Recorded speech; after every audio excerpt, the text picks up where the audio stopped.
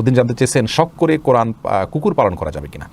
শখ করে কুকুর পালন করা উচিত নয় ভাই শাহাবুদ্দিন। কুকুর পালন করবেন আপনি প্রয়োজনে। আমাদের আজকে সারা পৃথিবীতেই শখ করে কুকুর পালন করার একটা প্রবণতা আমরা দেখতে পাই, বিশেষ করে অমুসলিম সমাজে। দেখুন, কুকুর এটা শূকরের পরে অবস্থানের দিক থেকে, অপবিত্রতার দিক থেকে দ্বিতীয় অবস্থানে রয়েছে। আজকাল যত চকচকা ফকফকা কুকুর আমরা দেখি না কেন, তাকে যত যত্নই করা হোক না কেন, আল্লাহ রাব্বুল আলামিন তো সৃষ্টি করেছেন, তার কোন সৃষ্টির ভেতরে কি কি নোংরামির দিক আছে এটা তিনি ভালো জানেন, যার কারণে তিনি নিষেধ করেছেন।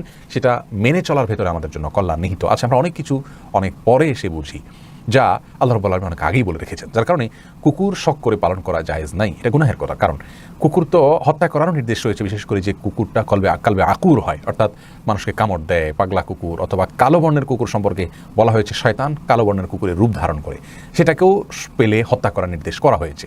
যার কারণে বিনা প্রয়োজনে বা যে কুকুর মানুষকে কামড়াচ্ছে না, ডিস্টার্ব করছে না বা নির্দিষ্ট ক্রাইটেরিয়া পড়ছে না, সে কুকুর হত্যা করতে আমাদেরকে নির্দেশ করা হয়নি।